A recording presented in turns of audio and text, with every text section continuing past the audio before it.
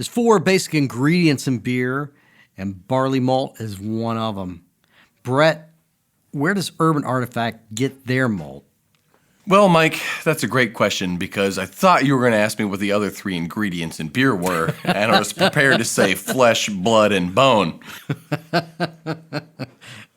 That one comes out in October. But when I'm buying my malt, I buy from Malt Europe because they make the best quality malt at the best possible price.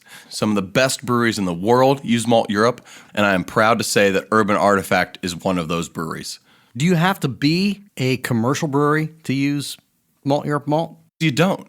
You can head down to your local homebrew store and you can find a wide selection of Malt Europe malts there. So if you're a pro brewer or a home brewer alike, get the best value, the best product at the best price. Get Malt Europe. And they support us. So Prost. Cheers. Cheers.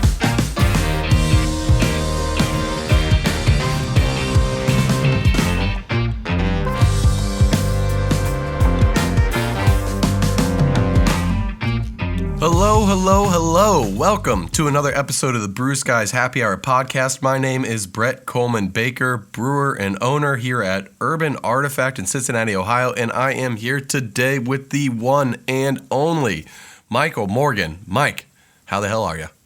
I am fantastic, Brett. It's Friday. Good to be here. We're talking about the 1970s. I am a little introspective. I've been told that I should come to my senses, that I've been out jumping fences for way too long. But I am a desperado, as you know. Oh, my God.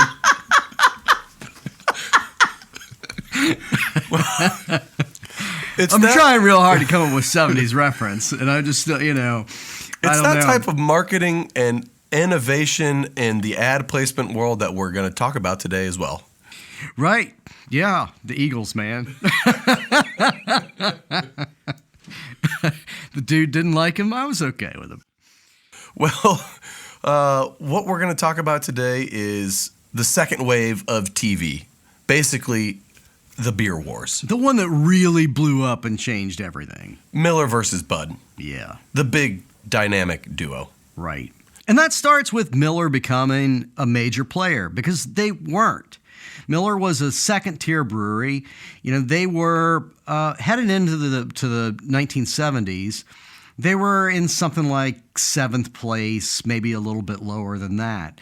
And they rocketed up to being the number 2 brewery in the country in terms of capacity, sales, and they were nipping on Budweiser's heels. And this winds up being what really drives beer sales through the 70s and the thing that ultimately changes everything about how we interact with beer. And how they did that wasn't through quality improvements. It wasn't technological advancements. It wasn't some new brewing process that changed and revolutionized the world. It was a very simple thing. The most simple thing in America in capitalism, money. They bought their way to success with marketing spend, and a lot of it. Advertising. And it begins with the acquisition of Miller. Miller gets bought by Phillip Morris in 1969 and 1970. That Phillip Morris too, right? That Phillip Morris, the cigarette people, the people that gave you cancer, decided that they wanted to expand into the alcoholic beverage industry to give you other types of cancer. So they bought Miller, and their strategy was to throw enough money at it to make it a major player and do exactly what you said. And that's what happened. It was a loss leader for Phillip Morris for several years. They just kept throwing gazillions of dollars into Miller. They doubled the advertising campaign. They hired brilliant ad companies, and they succeeded at what they set out to do, which was make Miller the second biggest brewery in the country. At times, it was poised to be the first biggest, and it was just through some brilliant advertising. The first one that they did is, it seems kind of simple and it seems kind of quaint now, but Miller Time came out in 1971. And what's interesting about Miller Time is that the advertising, that first period of big advertising that we talked about previously, it looked a lot like advertising from the 1800s. It was all about the quality of the beer. We use better ingredients. It gives us better tasting beer. And the TV ads all looked really pretty similar. There were some that stood out. Hamm's had a great cartoon bear, and there were some other things. But for the most part, it was a lot of attractive middle-class people on a beach or at some swanky party, just looking pretty and drinking beer because it was made of good stuff and it was high quality. There's no appeal to emotion. There's no, this is the specific demographic that we're going at it. It's how an engineer or a process-minded brewer would think. I do these things because this makes the best quality product, and I use these ingredients because it makes the best, and I'm going to tell the customer it's the best because I know it's the best, and here's why it's the best. Yeah. But that's not sexy. That doesn't elicit emotions within me that makes me want to buy something. That just is like, yeah, of course. Why would you put something out that's not quality? And it also wasn't targeting demographics that strategically. Research did tell you that because women did the grocery shopping at that period of time, that you were targeting to some extent housewives. Mm-hmm. You were targeting the people that bought the product. And that still holds true today, though, by the way, to a degree. Women still do most of the grocery shopping. And they do a large amount of beer buying at grocery stores because of that. So that still does apply today, but it's only part of the picture. Correct. So Miller, their innovation is that the idea of Miller Time is to really specifically drill down on what their research showed was a target demographic, and that was blue-collar workers. So the concept of Miller Time, and then the tagline that comes out to follow it, is that if you've got the time, we've got the beer, and nice little catchy commercials. That was all about you work hard at some blue-collar job, and at the end of the day, when you go to the bar at happy hour to pound a bunch of beers with the people you work with, get a Miller because you deserve it. And the research shows that, much like everywhere in life, it's the 80-20 rule, where 20% of the beer drinkers were drinking 80% of the beer. And that 20% was those younger blue-collar workers aged 21 to 34. So by targeting them specifically with ads that were designed to elicit emotional response rather than just touting the quality or the logical benefits, they had a huge success. And for a little bit of number reference on that, we're talking from 1971, they were the 7th biggest brewery in the country. And by the time the beer wars were over, well before they were over actually, they were number 2. Yeah. And it wasn't even close. Everyone else below them was just miles away. And we're talking some of the biggest growths in beer production that a brand has ever seen in the history of American beer production. Just incredible growth and turnaround. And again, not through any great innovation or any great quality product. They did do one, which we'll get to, which is light beer, but that wasn't as innovative as maybe they get credit for. Before light beer becomes the real focus, you've got this Miller Time thing, and if you've got the time, you've got the beer. What you also see during these beer wars through the 70s is that Anheuser-Busch was really behind the 8 ball most of the time. I mean, Miller was kind of eating their lunch with innovation. Those ad campaigns targeting blue-collar demographics were so successful that they were kicking Budweiser's ass, and they eventually decided to copy it with This Bud's For You. And those ad campaigns, they were really just theft of that concept. Yeah. They started to feature commercials that were filmed on factory floors or in slaughterhouses, or showing your bartender, back there working hard behind the bar. And it's the same thing. You work hard all day, so at the end of it, this Bud's for you. Well, and to put that in perspective, that was 1979.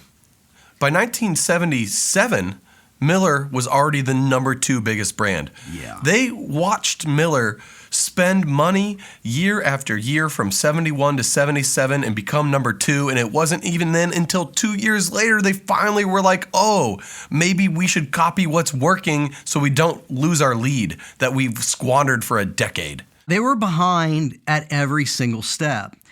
And as this ad war is going on, these companies also, they are so at war with each other. There's this quote from August Bush III that I don't know, his president, CEO, one of the people at Miller, said that they were coming for Budweiser, this company that had been, a second-tier brewery.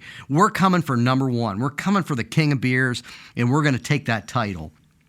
And August Bush III had this quote that became famous, which was, tell Miller to come right along, but tell them to bring lots of money. And that's what happened. And they just both started throwing money at things, mostly advertising, but they also threw a bunch of money at lawyers. And they started filing FTC complaints against each other. There's a whole bunch of them.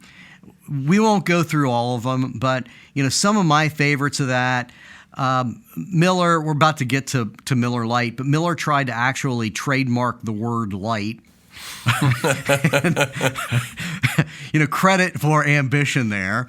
But they also attacked Budweiser for, Budweiser always said that they used only natural ingredients. Mm-hmm. So that was part of the whole quality claim. And they claimed that that wasn't true. So they fought Budweiser over that. Which something similar happened again recently between those two brands when they were fighting on corn syrup. Right. Yeah, they like to fight over petty stuff that really at the end of the day, their consumers don't give a rat's ass about. But it sometimes makes for a nice fight. And, one of the great ones, Budweiser, where Budweiser actually won a great victory was that Miller was importing Lowenbrau. And in the 70s, Lowenbrau was a really big beer for a while. And it was this German beer, and it was a really good German beer. They started to make it domestically, and they decided to start cutting costs on it. So it was absolutely classic. It was a Reinheitsgebot pure beer when it was made in Germany. But the American version of it wasn't. They were adding corn or rice or whatever to it and some other shit to dumb it down and make it cheaper. So Budweiser learned that, and Miller was claiming that Lowenbrau was Reinheitsgebot pure. It's this traditional German beer. That was one of the few real victories that Budweiser got, was they attacked them for that, and they were actually correct. And Lowenbrau sales plummeted, and Lowenbrau ceased being a thing. So that was a really good hit. One that didn't go as well was Anheuser-Busch. They filed a claim against Miller saying that their tagline, which they really weren't even using much anymore, but they still had on the bottles that Miller High Life was the champagne of beers. And it's still on the bottles to this day. It's still on the bottles to this day. It's still the champagne of beers. But Budweiser, claimed that was misleading because it tastes nothing like champagne. It is, in fact, not grapes. It is not, in fact, grapes. So, they're battling with lawyers, but it's mostly on TV. It's mostly these ad campaigns that are their real battle. And the next big thing they do is Miller Lite.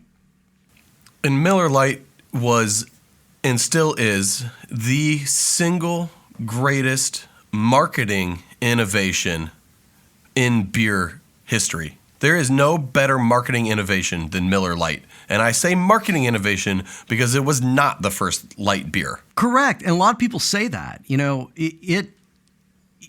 ask a lot of people about beer history, and you will hear that Miller Lite was the first light beer.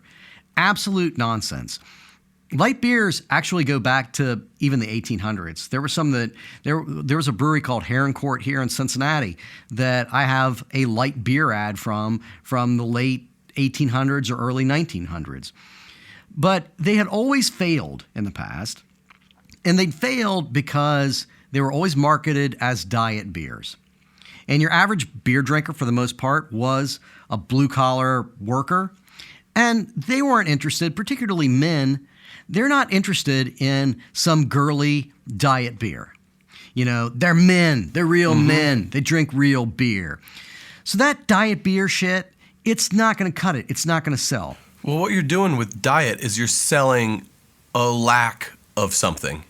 You're selling things that don't exist within the product, which isn't really a good leg to stand on when you're selling something. You want to be selling benefits, not a lack of something. Right. Which is partly why I think ultimately non-alcoholic beer is doomed to fail, but that's neither here nor there.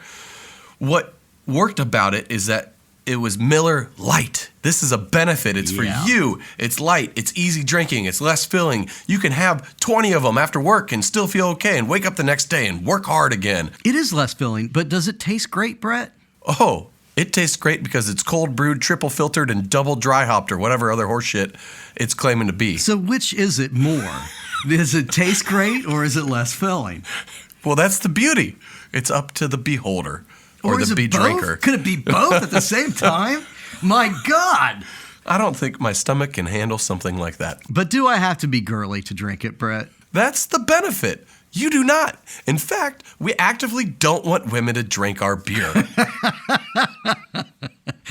I don't know about that, but they did hire a bunch of sports figures to sell it. And that is the beauty of it. They're doing exactly what you just said. They're not advertising the absence of calories. They're alluding to it with the less filling. But what they're saying is that if you're a hard-charging person, you know, if you are a professional athlete or you just kick ass throughout the course of your normal day, you can drink a beer that doesn't weigh you down.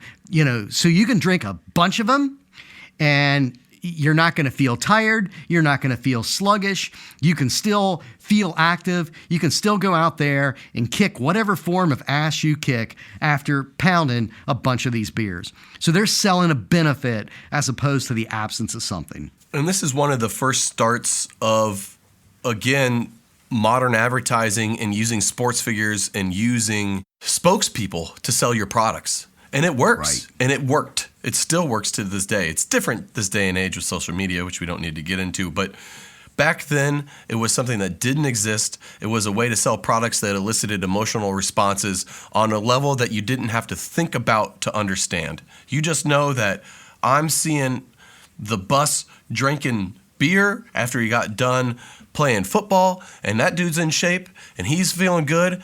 I'm feeling good. I want to feel good. This Miller Lite, that's for me. And it worked, and it showed that it worked. And the thing about what they were doing, I know we joked about them not advertising to women, but that was literally what was happening. They saw that data where 80% of the drinkers were 21 to 34-year-old blue-collar men, right. And they basically said, forget everyone else. This is 100% of the messaging where it needs to go. It's on this group of people. So 1975, Miller Lite gets introduced, and more importantly, Miller Lite's ad campaign gets introduced, and things change. But as you say, that role of women in advertising, it also changes. And we're going to talk about several ugly things that happened in this whole beer ad war in the 1970s. But one of them is that this is really the first time where beer advertising starts to become toxically masculine. Douchey, bro, bullshit, toxic masculinity. You were right. Lots of scantily dressed women in bikinis in every single beer commercial. And, you know, it's a big shift because we go back to the whole who buys the beer for the family.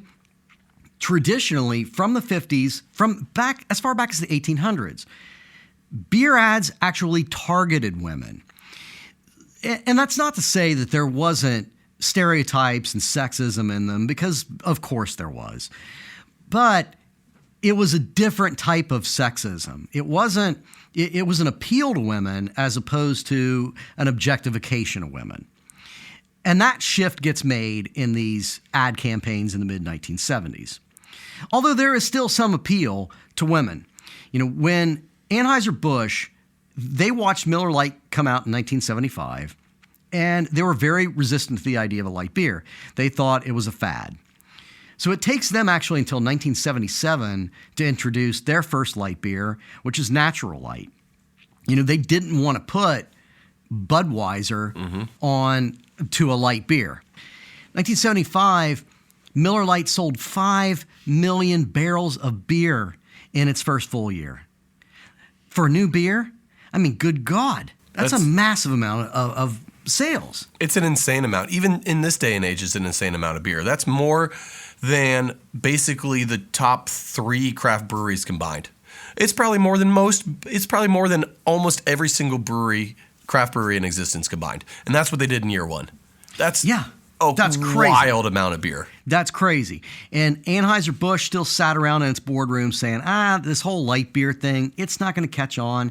Diet beers don't sell. Nobody is going to buy this stuff. Those are impressive sales, but they're not going to sustain. And when they did sustain, they finally decided we have to respond. So they released Natural Light. After Natural Light, they released Michelob Light. And it's actually not until 1982 that they released a beer that they called Budweiser Light. Not Bud Light. Not Bud Light initially. It was called Budweiser Light. So 1984, they shortened that to Bud Light, and they started to get a little bit smarter with their advertising. And it's also, after this period of time, when they come late to the party, both to targeting a blue-collar demographic and then to targeting people with a light beer, they finally start to wisen up, and they start to do some things that are really strategic and also really sleazy with how they market their beer. They might have been 15 years late to the game at this point in time and letting Miller Lite win battle after battle, but Budweiser was not going to lose the war. And they wisened up, like you were saying, and they realized a couple things about their demo that helped drive a lot of decision-making. Much like Miller realized that their crowd was the blue-collar workers 21 to 34, Budweiser noticed 2 things. One, Bud Light was crushing it between the 25 and 44-year-old professionals, so people with a little bit more money. Different. The Budweiser demographic was the same as Miller's, predominantly blue-collar guys, but Bud Light is different. Yes, it was a little bit elevated from a class standpoint. Yeah. And what they also noticed is that contemporary adults, i.e. college-age kids. That's their language. That's their marketing research bullshit language. Contemporary adults, meaning young college kids, new drinkers, were what they also called heavy users, quote unquote. And they were consuming a disproportionate amount of alcohol. Yes. So what we just said was all fancy ad speak for, you know what? College students, particularly ones that just turned 21, they beer bong the shit out of beers. They binge drink. They get absolutely blackout wasted every weekend and on a lot of Wednesdays too. And so we should really be targeting them because, you've got that 80-20 rule, but we can really drill down even more on that. Yes. If we hit binge drinkers, damn, that's a win. And particularly if we're encouraging binge drinking. And at this point in time, it's well known that brand loyalty is built when you're young. Not when you're 21, but when you're 16. Yeah. So just like how cigarette companies took massive advantage of that in this era with Joe Camel and Marlboro Man and all sorts of other bullshit they were doing, so too did Anheuser-Busch recognize the need for some type of marketing mechanism that would let them go after the new age drinkers and then with a nudge and a wink, go after the kids who are still in high school. Which, we should say, has never been proven in a court of law, but there were a lot of people that alleged it, and there's a lot of reasons to look back and believe that that was true. So what they're doing by their own standards, by their own statement and intent, is targeting 21 to 24-year-olds. Yes. You can imply the rest. But the way they decide to do that is with one of the greatest, most successful ad campaigns in beer history, and it was Spuds MacKenzie in 1987. The original party animal. The original party animal. And by the 1980s, Spuds MacKenzie was this like bull terrier, and he was always surrounded by, again, scantily clad, really beautiful women. And he was in a limo, and he was in a hot tub, and he was living a great life as a bull terrier that really drank a bunch of Bud Light. Of course, because how do all of these things not make sense? I mean, why not sexualize a dog? Well, it worked. He got on TV. He was on late night shows. He was in a movie. Yeah, a fucking dog, an ad dog did Letterman. Had his own movie. It was a movie with Martin Mull. I mean, like, who couldn't get in a movie with Martin Mull? But, yeah, he's on late night TV and he's doing movies. That is a wildly successful ad campaign when it breaches into just complete pop culture. You're not paying to be on Letterman. You're on Letterman because that ad campaign was that popular. Earned media, as they like to call it. Earned media. And you could do a lot of things with the dog that was illegal. So, like, I mentioned the Hams ad. This ads were great.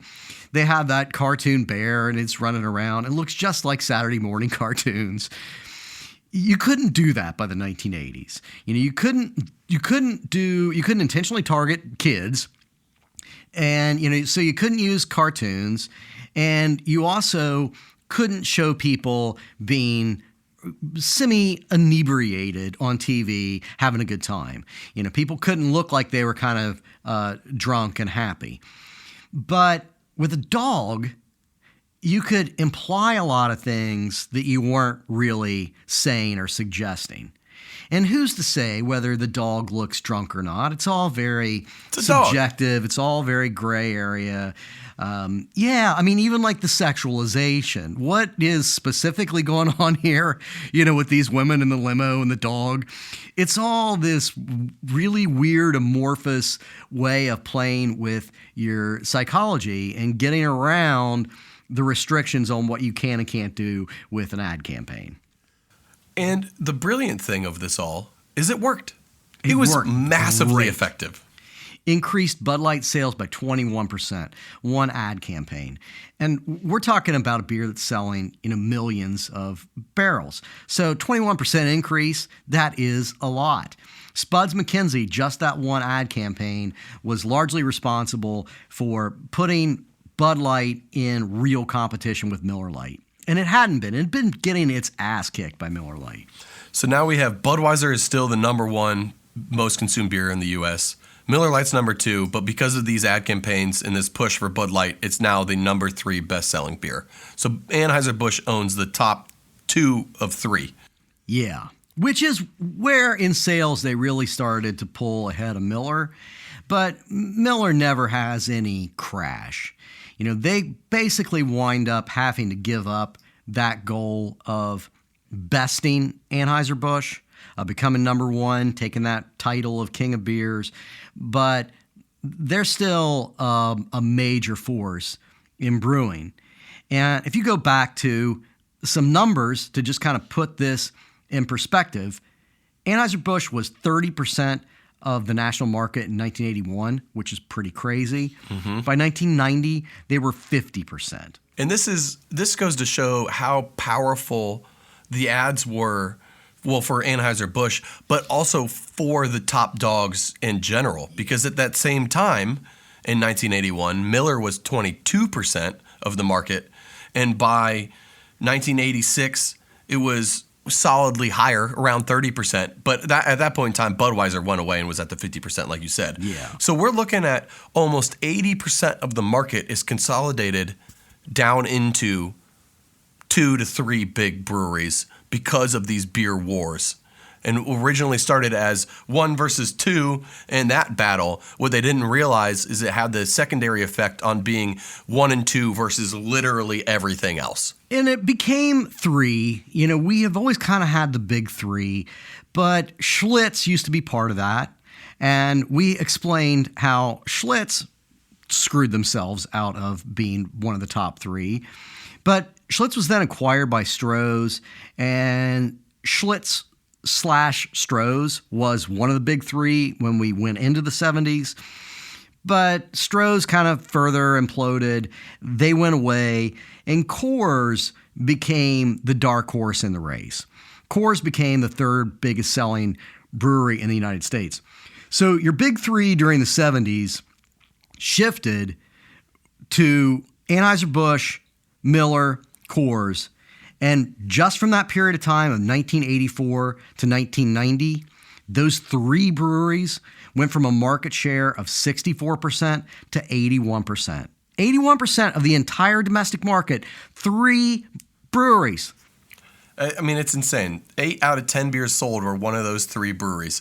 6 out of 10 was really Budweiser. Right. And then the remaining 2 was split between the Miller and Coors. That's insane. And then out of that remaining 19%, it was the remaining top 10 breweries, basically. It was the regional brands that saw massive declines over this same time period, but they still held on to about 20% combined.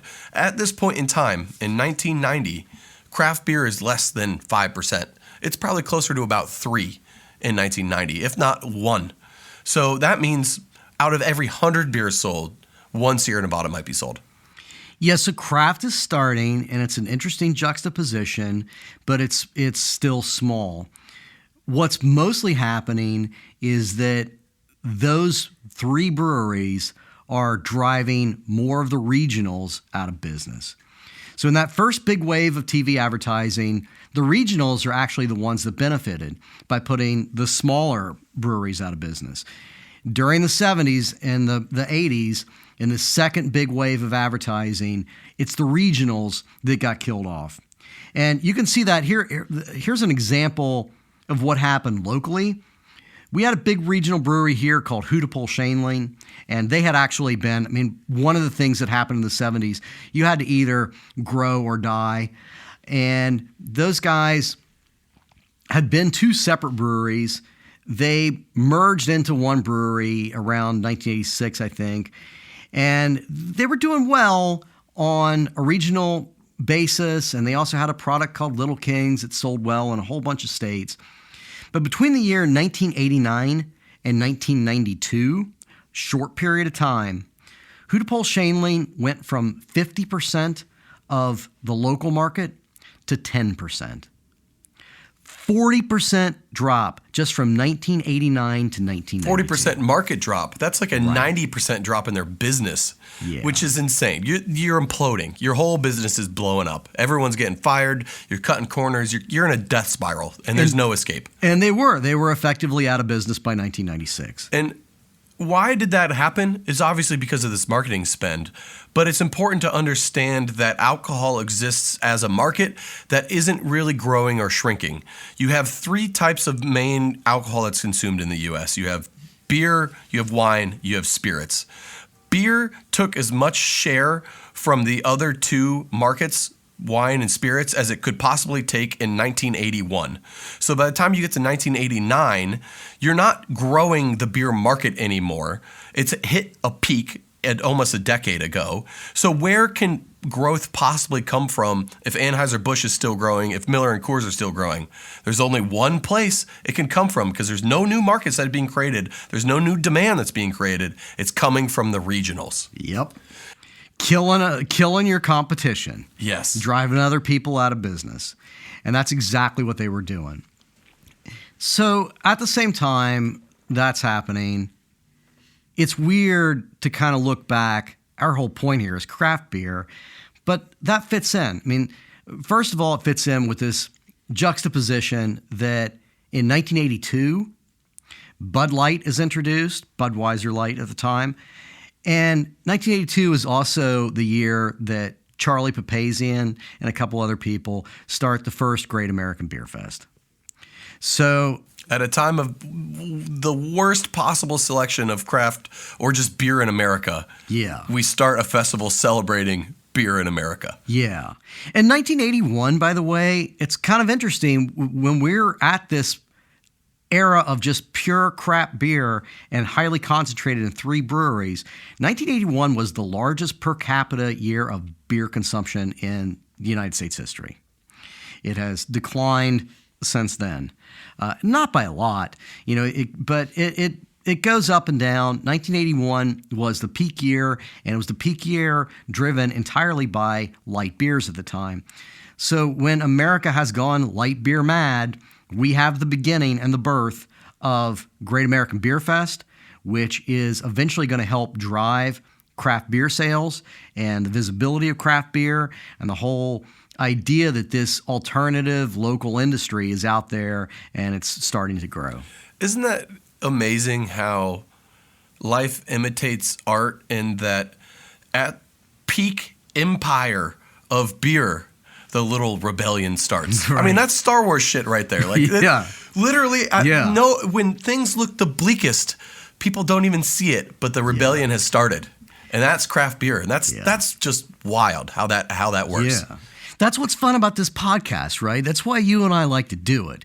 It's not because, we both like good beer, but it's the story. It's this bigger story of what does it mean? This whole underdog thing, it's pretty crazy. It's really why, once I finally got past my initial learning about craft beer and you get rid of the craft beer propaganda of like, all light beer is garbage and the propaganda craft beer puts at you, once you kind of kick that to the side and you really understand the beer market as a whole and where light beer came from and why it exists in the place that it has within our history, you really get a good respect and love for it. And I've really found a new rekindled love myself for Miller High Life, and I love Miller Lite too, and all the light beers, shit, PBR, hams, doesn't matter. We drink them all. We sit here and pound High Life and hams all the time. But so not only did I get a new love for that, but the love that I had for craft beer, which was already greater than that love, it's even bigger now. Yeah. Because my understanding of how this impossibility came into being is just amazing. The thing that we start to see, and the thing that has even made that stronger for me, is what happened in the 1990s when, after being behind the eight ball throughout the 70s with Miller, Anheuser-Busch identifies a new enemy, and it's craft beer. And it's specifically the one craft beer that was doing really innovative things and really starting to gain in market shares was Sam Adams. And Anheuser-Busch, this massive company, the largest beer company in the world at the time, they decide that they're going to go after craft beer, and they're going to kill craft beer really by cutting off what they see as the head of the snake, which is Jim Koch and Sam Adams. And as you said, at this period of time, craft beer across the board is still a tiny percentage. It's probably of the market. 1% or less at this point in 1990. Yeah. And so Jim Koch, he's like your mom and pop hardware store being attacked by Home Depot. It's crazy. How do you deal with that? And I think that it is a largely unexplored story of how responsible Anheuser-Busch was for slowing the growth and even pushing back on some of the growth of craft beer in the 1990s. There's this narrative that's been largely accepted that we have been kind of banding around and asking people about since we started doing this, which is what happened in the 90s. Was there a big die-off? And if there was a big die-off of craft beer, and there was to some extent, if not a die-off, it at least plateaued and it stopped growing. Why did that happen? And the accepted narrative has always been, well... Too big, too soon. Too big, too soon. A lot of people got in the market and they made bad beer, and that is definitely not untrue. But nobody really looks at the attacks from Anheuser-Busch and the strategic ways that big beer was trying to kill craft beer in its crib. They recognized what was coming. This thing that was less than 1%, which is today now over 15% nationally of the beer market. They wanted to stop that before it started. Because he is really a fantastic guy, Jim Koch actually let us interview him in our studio. It was a great experience. It was a fantastic interview, and it's going to be coming out as part of a couple of future episodes, so stay tuned to that. So we got the opportunity to ask Jim what it's like to wake up one morning and find out that you have become the primary target for extinction by one of the largest corporations in the world. As a little preview to that, Jim, what's it like? It was not without a little bit of scariness, because a guy that I knew had been very, very high up in Anheuser-Busch, and he was at another brewery, and he gave me advice. He said, Jim, don't park your car in really dark places. Be really careful late at night. And I'm like, you must be paranoid. And he said, no, after I left AB, before I went through security at the airport, I always opened my luggage and made sure nobody had planted drugs. Wow. Really? And I thought, he must be paranoid. And after the phone call, I thought, wait a minute. He is paranoid, but he knows. He was on the executive committee there. It was called ABIS. He was issuing the hits before he was scared. Yeah, he had been there. That's right. And there was this thing called ABIS, which was, I think, Anheuser-Busch Investigative Services. Oh, wow. And it hired like ex-FBI Budweiser people. has its own FBI. Yeah. And the ex-head of the FBI was on their board. So Good then I God. realized, oh, shit, this is real. I mean, I can't believe it in this day and age something like that would happen. But what I was told is, well, it wouldn't happen directly, but, maybe in a meeting with the Teamsters, August might just drop I wouldn't mind if somebody beat the crap out of Jim Cook. And it was like, I was thinking of, who will rid me of this meddlesome priest for murder in the cathedral. And I was like, oh, okay. You drop a hint in front of the right people and shit happens. Yeah. So it was a little bit of a, I was like, I'm scared, but should I be scared? Well, should I not be? Anyway, so it was an interesting time. But the end of the story is I'm still here. So if you don't want to miss out on the full Jim Cook interview, please like, subscribe, follow us on your favorite podcast network and or YouTube, and just stay in touch and support us in any way you can. Giving us reviews, commenting on videos and podcasts, all of that helps boost our numbers, keeps us going, and really helps us continue to make this great content and do what we love. And hopefully you're loving these interviews, these stories as much as we love talking about them before we immediately need to get to the bar and start drinking because we've worked way too hard already. Good reviews. Really, you should specify. Give us good reviews. I'll take any reviews. Calling us stupid dicks, it really doesn't. It doesn't help. You guys may think that it's helpful, but no, it's not. It just hurts. That review that we read the other day that said, I'm tired of listening to Brett Coleman Baker's corncob eating ass, it really hurt my feelings.